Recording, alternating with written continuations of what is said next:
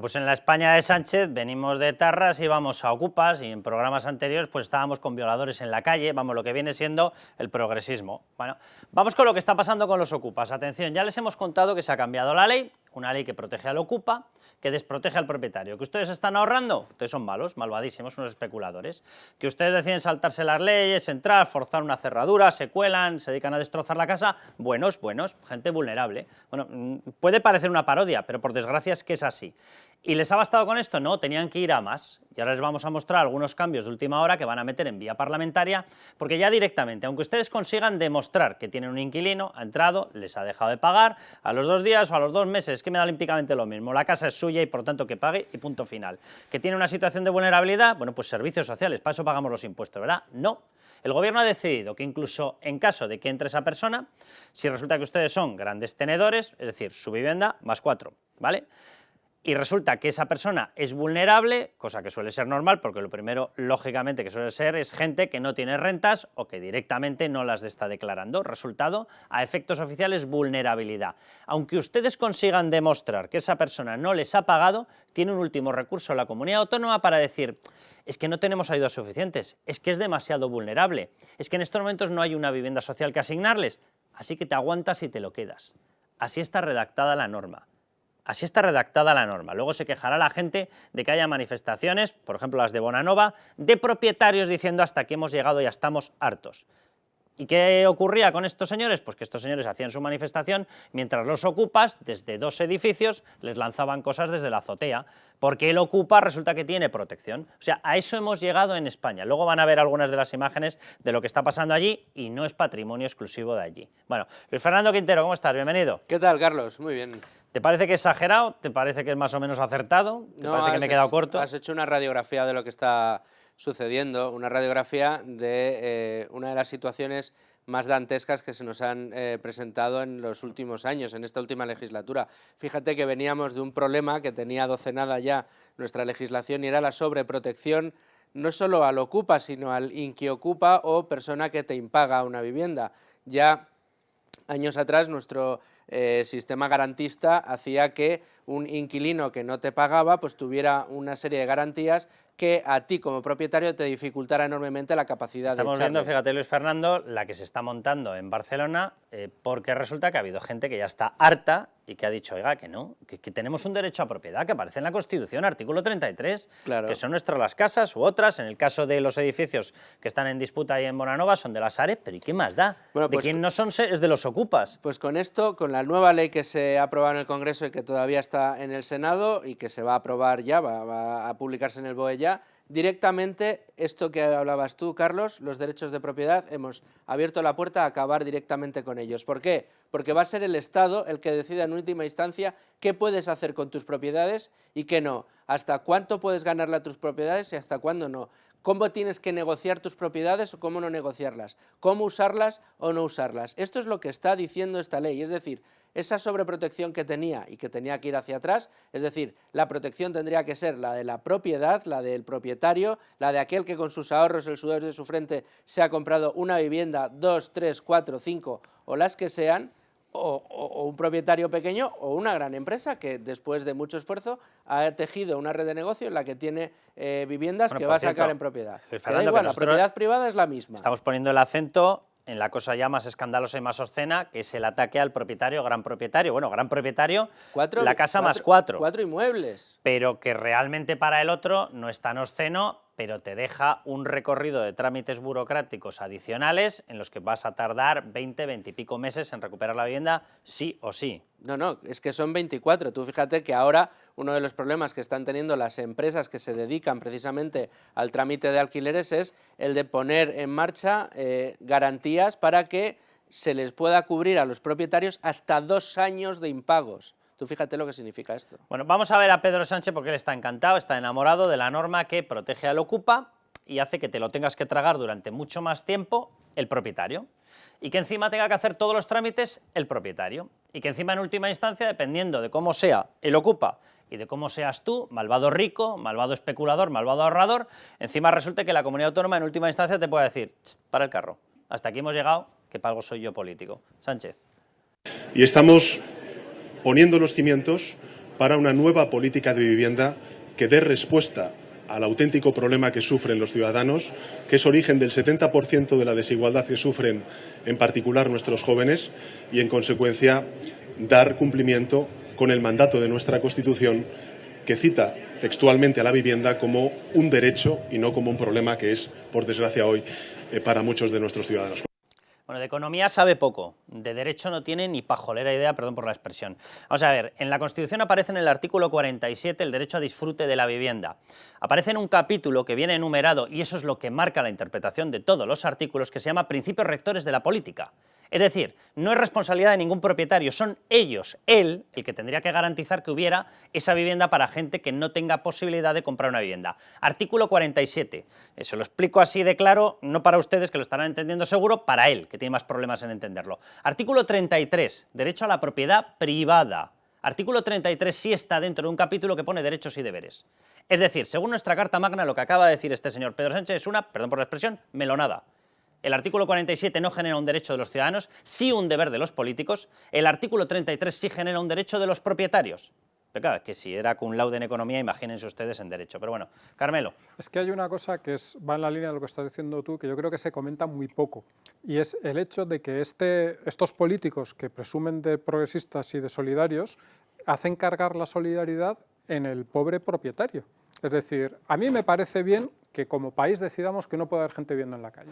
Oye, o sea, creo que es discutible, pero bueno, es algo que podemos discutir, que se puede razonar, que se puede estar a favor. Pero no me hagas a mí el responsable Totalmente. de esos tíos que no pueden vivir en la calle. No cargues sobre mis hombros, los de mi economía, los de mi familia, los de mis vecinos también, el hecho de que no pueda haber gente viviendo en la calle. Es que sería tan sencillo como decir, oye, mientras se hace el trámite, te pagamos nosotros el alquiler. Pero a que eso no está en la ley de vivienda. Bueno, Eso no se les ha ocurrido. Es que lo primero tendría que Lo ser... que viene es que lo pagas tú. Efectivamente, Pero el gasto o sea, es para ti. Esta sociedad tan progresista, tan solidaria, la pagas tú, que has Después de haber pagado los ahorrado, impuestos. Exacto, que has ahorrado para comprarte el piso, que pagando el piso has pagado una burrada de impuestos, se supone que para ser solidarios, pero no, ahora cargas tú, nosotros nos desentendemos, y la ley está creada para eso. Entonces, si la ley no es para algo solidario, ¿para qué es la ley?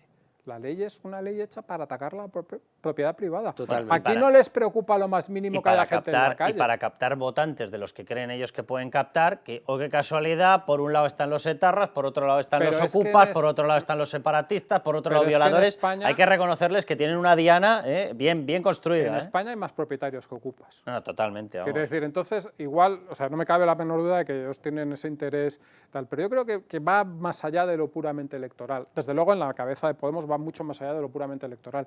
Esto es para atacar a la propiedad privada, no es para ayudar a nadie a cumplir el derecho a la vivienda. El plan de verdad es acabar con la propiedad privada. Es que, Déjame que veamos reacciones por decir algo. Es el club de enamorados de una norma pro ocupas. Vamos a empezar por Podemos.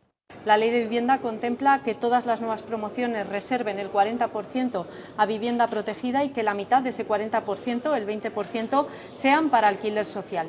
Esta es la manera, cumplir y hacer cumplir la Ley de Vivienda, la mejor manera de poder tener cuanto antes un parque de vivienda protegida, un parque público. Con estas medidas empezaron ya hace un año, 2 años, y han conseguido hundir el parque de viviendas en alquiler un 37%, pero ¿qué le vamos a pedir? O sea, no exijan ustedes que Belarra se mire un dato. Vamos con Bildu, qué fiesta sin la tía Bildu, ¿eh? Nosotros defendemos a una clase y ellos a otra. Pero me parece que la respuesta o la pregunta que tendrían que plantearse y probablemente obtener algún tipo de respuesta es si les parece razonable que a personas, porque a veces con las etiquetas intentamos descosificar a la gente, a personas que no han tenido más remedio que entrar en una casa que no era suya porque si no la alternativa era dormir bajo el puente, se les pueda desalojar con nocturnidad y alevosía. O sea, no me pregunte, señor Matute, cómo desalojaría yo a los 44 compañeros suyos, terroristas, 7 de ellos asesinos, que a lo mejor no se lleva ninguna sorpresa. Bueno, Luis Fernando, vamos a comentar esto porque este es el último invento que se ha colado, va a ser introducido en la tramitación de la norma, va a ser incorporado directamente como una disposición y esta disposición va a incorporar lo siguiente. Atención a esta expresión. Para personas, si tienes un inquilino que te ha dejado de pagar y es una persona que ellos califican de vulnerable. ¿Se hace cargo el Estado después de que tú hayas pagado impuestos? No, negativo, en absoluto. Allá te las compongas. ¿Has pagado impuestos? Pues mira, más tonto has sido tú, poco menos les falta decir. Si no, ya te mandaré un inspector. Y si encima resulta que tienes tu vivienda más 4 viviendas adicionales, atención al parrafito que han metido. Después de hacer toda la gincana de trámites nuevos que han metido, tienes tú que conseguir una intermediación, una mediación, un arbitraje con el Ocupa. Toma ya. Tienes que conseguir convencerle para que se le haga un estudio de vulnerabilidad. Toma ya. Bueno, pues incluso superando todo eso va y resulta que se inventan lo siguiente. Se permitirá y se tendrá por presentada tu demanda para recuperar tu dinero en base a, atención, el análisis que hagan las comunidades autónomas de las circunstancias de ambas partes y de las posibles ayudas y subvenciones existentes en materia de vivienda conforme a lo dispuesto en la legislación y normativa autonómica. Se lo traduzco. Si la comunidad no ha puesto viviendas, si la comunidad no haya dado ayudas, si la comunidad considera que las circunstancias de la otra parte, del Ocupa, es que es vulnerable y considera que tus circunstancias, que eres un malvado, maldito rico ahorrador, que encima va y resulta que respetas la ley, qué pedazo de malvado ciudadano, te pueden decir, se acabó, te quedas con el Inquiocupa, se acabó. No, por eso... Y aquí acaba la disposición. O sea, no se crean ustedes que aparece detrás un párrafo en el que dice, pero no se preocupe que le indemnizaremos, tal y como aparece, por cierto, artículo 33.3 de la Constitución. La expropiación de un derecho, por orden pública, tiene que llevar aparejado por mandato constitucional en España una indemnización. ¿Qué hacen? ¡Hala, burruño y fuera! ¿Para qué? No, por eso esta ley es tan peligrosa, porque es que atenta directamente, hurta directamente el derecho de propiedad. Con esta ley en la mano, aprobada, Carlos, lo que podemos decir sin miedo a equivocarnos es que cualquier persona propietaria de una vivienda y que tenga otras 3 más, no tiene derecho sobre la misma. ¿Por qué? Porque en el momento en que se ha atacado ese derecho, el Estado se lo va a hurtar. Primero porque invierte la carga de la prueba, es decir, el que tiene que probar que la casa es suya es el propietario y no el que le ocupa la vivienda. En segundo lugar, una vez se ha invertido la carga de la prueba, el Estado, como hemos visto, se guarda la última palabra a la hora de quitártela. Y en tercer lugar, en ningún momento te garantizan que, una vez hurtado tu derecho a la propiedad, van a echar al tipo para encargarse el Estado de él. Es decir, la casa deja de ser tuya. Sandra León, ¿cómo estás? ¿Qué tal? Muy buenas noches. Déjame que te pregunte, porque claro, tenemos al Partido Socialista defendiendo ocupas, a Podemos enamorado de los ocupas, a Bildu diciendo que todavía se quedan cortos, y todos ellos asegurando que es que nos estamos inventando el problema de los ocupas. Tú llevas en Libertad Digital sacando fotografías reales, retratos reales, de gente que está teniendo que soportar esta barbaridad, la previa y la incrementada a partir de ahora, que la van a tener que soportar y que sufrir. ¿Qué casos se están viendo reales? Es un invento esto de la ocupación. Yo simplemente quiero decir una cosa, en los últimos años entre 20.000 y 16.000 denuncias anuales, menos mal que es un invento, y eso los de aquellos que quieren denunciarlo, porque muchísima gente está pasando ya a la versión desocupa, etcétera. Pero ¿qué casos reales está habiendo en estos momentos y cuál es la gente, a menos de que todos tengan derecho a defender su propiedad, cuál es la gente que está sufriendo el coletazo de los ocupas? El problema fundamental, Carlos, es que incluso en esas denuncias que tú hablas son denuncias de ocupación de patada en la puerta, que era lo que conocíamos hasta hace unos años y que era lo que, bueno, pues lo que primaba en toda España. Pero ahora mismo, de un tiempo a esta parte, y sobre todo desde el inicio de la pandemia por culpa del decreto antidesahucios de Pedro Sánchez, lo que se ha impuesto es la inquiocupación, que son esos inquilinos que entran con un contrato legal pero dejan de pagar. Es mucho más fácil, ¿no? ¿Y por qué ahí está la trampa? Y yo siempre lo digo, porque a esto es a lo que se aferran los políticos de izquierdas y también los medios de izquierdas, porque todos esos casos no van por la vía penal, con lo cual no aparecen en las estadísticas, pero son reales, tan reales como que si yo ahora mismo quisiera, Carlos, te aseguro que podría contar un caso diario y me tiraría así varios años, porque son muchísimas las víctimas de la inquiocupación.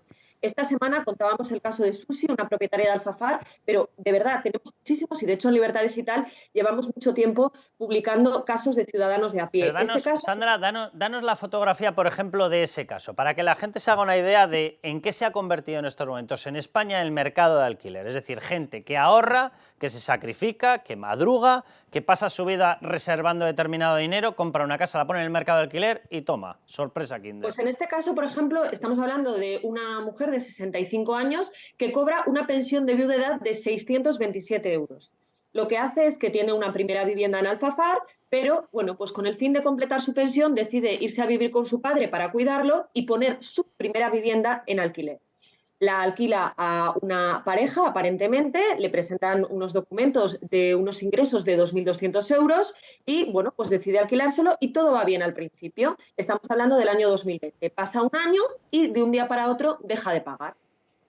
Enseguida, ¿qué hacen? Piden un informe de vulnerabilidad. Ella alega, porque aquí además no solo estamos hablando de vulnerabilidad económica, sino que también puedes alegar otras circunstancias, discapacidad, violencia de género, etcétera. En La este caso, vulnerabilidad del propietario ni está, ni se no, espera, ni se defiende, nada. Ahí te den, ¿no? efectivamente. Vale, vale. Entonces, esta señora pide un informe de vulnerabilidad, se lo conceden, le conceden esa vulnerabilidad y, por tanto, a día de hoy, esta mujer, que recordemos tiene un ingreso de 627 euros de pensión de viudedad, lleva 27 meses sin cobrar ni un solo euro de ese alquiler que lo puso en alquiler en su primera vivienda para completar su pensión. Le debe su Intiocupa 13.000 euros, que no va a haber de ninguna manera, porque en el mejor de los casos, si de aquí a unos meses consigue que o bien la justicia finalmente la eche o que ella se vaya, nadie le va a devolver ese dinero. Si quiere que se lo devuelva, tiene que iniciar un nuevo proceso judicial con el consiguiente gasto y además arriesgándose a que si ella se declara insolvente tampoco lo va a ver. Con lo cual, muchos...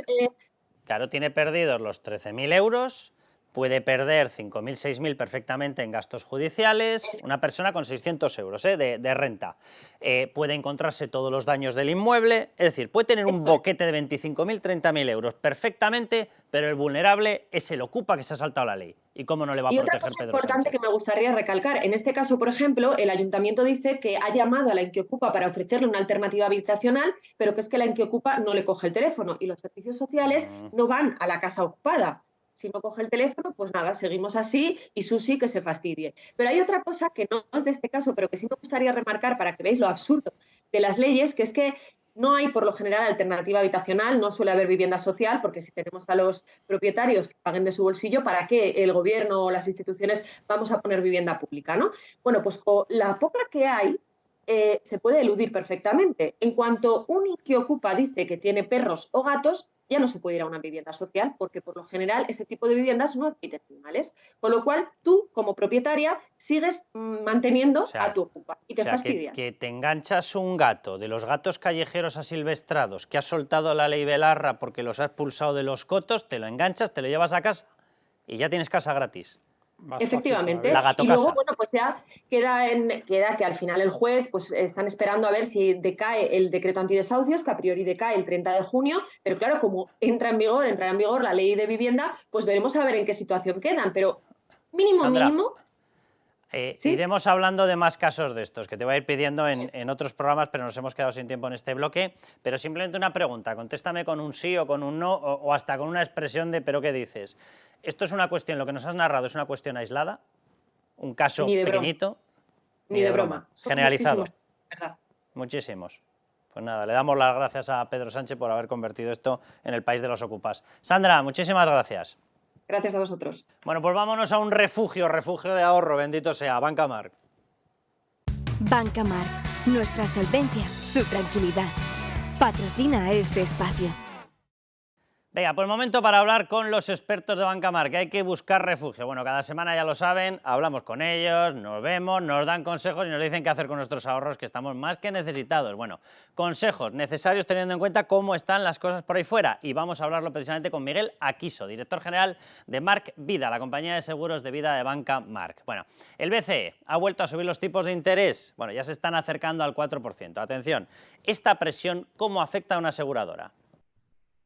Hola Carlos, pues efectivamente, en los últimos 12 meses hemos visto una subida muy rápida de los tipos de interés. Veníamos de una década con tipos de interés muy bajos o incluso negativos y desde principios de 2022 se ha producido una subida muy abrupta y muy intensa. Por poner un ejemplo, los bonos del gobierno español a 10 años, a principios de 2022, estaban en entornos del 0,50 y han subido hasta situarse cerca del 3,50. La subida en el Euribor a 12 meses es incluso mayor, estaba al principio del 2022 en tipos negativos y ha llegado a estar muy cerquita del 4%. Esto es muy relevante para las compañías de seguros de vida, puesto que invertimos principalmente en renta fija. Y en nuestro caso, el hecho de pertenecer al banco más solvente de España hace que llevemos la prudencia y la preservación de capital en nuestro ADN. Perfecto, Miguel, clarísimo. Sabemos que existen además distintos tipos de seguro de ahorro, pero en estos momentos, ¿cuál de ellos sería el más atractivo para todos nosotros? Pues sí, existen múltiples tipos de seguros de ahorro, desde seguros de ahorro muy generalistas, en los que el cliente lo que busca es proteger su ahorro y obtener una rentabilidad garantizada. Serían productos muy similares a las cuentas corrientes o a los depósitos bancarios. También existen seguros de ahorro para los estudios de los niños, por supuesto también seguros de ahorro para la jubilación y muchos más. Me interesa en particular destacar las rentas vitalicias, porque es un producto que con el entorno de tipos de interés bajo prácticamente había desaparecido del mercado. Sin embargo, ahora, al subir los tipos de interés, vuelve a comercializarse. Y me parece que es un producto muy interesante para clientes jubilados que desean obtener una renta para toda la vida. Podemos ver en este ejemplo 3 opciones de rentas vitalicias con distinto capital de fallecimiento. El ejemplo que se ha construido es para una persona de 70 años que desea recibir una renta mensual, que ha realizado una aportación de 100.000 euros y que el producto que se le está ofreciendo le da una rentabilidad del 2%. Como podemos ver en el cuadro, en las opciones en las que el capital de fallecimiento elegido es mayor, la renta mensual a recibir es más baja y viceversa. Cuando el capital de fallecimiento es menor, la renta que se recibe es mayor. En la opción con mayor capital de fallecimiento, la del 103%, la renta mensual a recibir es de 153 euros. Si vamos a la segunda opción, en la que el capital de fallecimiento es un poco menor, es el 90%, es decir, los beneficiarios recibirían 90.000 euros al fallecimiento del asegurado. En este caso, la renta se incrementa hasta los 188 euros mensuales. Y en la tercera opción, en la que no existe capital de fallecimiento, vemos que la renta se incrementa significativamente hasta los 459 euros.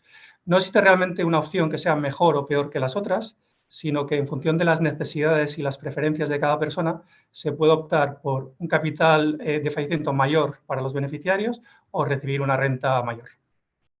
Para poder adquirir una renta vitalicia cuando nos jubilemos, para tener una especie de complemento a nuestra pensión. Bueno, ahí es necesario que hayamos podido ahorrar para la jubilación mientras estamos trabajando. ¿Qué alternativas tenemos? ¿Qué alternativas existen, Miguel?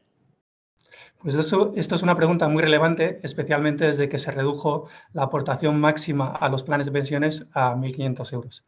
Existen, sin embargo, otros productos de ahorro para la jubilación, como pueden ser, por ejemplo, el plan de previsión asegurado, o PPA, que es muy similar a los planes de pensiones, y también otros productos de ahorro a largo plazo como los SIALP y los PIAS, que tienen un nombre complicadísimo, pero no dejan de ser seguros de ahorro para la jubilación. Lo interesante es que en estos productos la aportación es separada de la que se hace a los planes de pensiones. Y en el SIALP y en el PIAS, estos seguros de ahorro a largo plazo, se puede aportar hasta 5.000 y 8.000 euros anuales respectivamente. Sin entrar en el detalle fiscal de cada uno de los productos, lo interesante es poder hacer una mayor aportación total para la jubilación. Vemos que si tenemos en cuenta todos estos productos de ahorro para la jubilación, un cliente podría llegar a aportar hasta 14.500 euros al año. En resumen, existen muchos tipos de seguros de ahorro y son un producto pues, muy adecuado para clientes con un perfil conservador. Miguel, pues muchísimas gracias por los consejos y muchísimas gracias a Bancamar. Y ahora vamos con lo otro, con la propiedad, con cómo está. Venga, vamos a seguir debatiéndolo. Bancamar, nuestra solvencia, su tranquilidad. Ha patrocinado este espacio. A ver, pues después de todo lo visto con el análisis de la propiedad, Luis Fernando, ¿es esta la norma más dañina de todas las que se ha inventado Pedro Sánchez? Yo creo que no, o sea, probablemente ya que es complicada sea la pregunta, ¿eh? Es la peor ley que ha sacado Pedro Sánchez de lejos y yo diría que es probablemente la peor ley que hemos conocido en las 2 últimas décadas. Carmelo. A ver, yo creo que es desde luego una de las leyes más dañinas para la economía. Ha habido leyes muy dañinas para otros ámbitos de la vida social en España. Sí, tiene abanico, dañino sí, tiene abanico. Es que efectivamente es muy difícil donde elegir, pero lo que tengo clarísimo es que esta es una de las leyes que a principios de enero del 2024 tiene que estar derogada. Es decir, si a principios de enero de 2024 esta ley y otras no están derogadas, vamos muy mal. Esta es una de las 55 que tienen que ser derogadas. Exacto, y empezamos muy mal, y eso es algo que el Partido Popular y Vox tienen que tener muy claro, porque los votantes lo tenemos muy claro. Bueno, pues vámonos entonces al último bloque, que precisamente es a ver si nos libramos de Sánchez en las elecciones.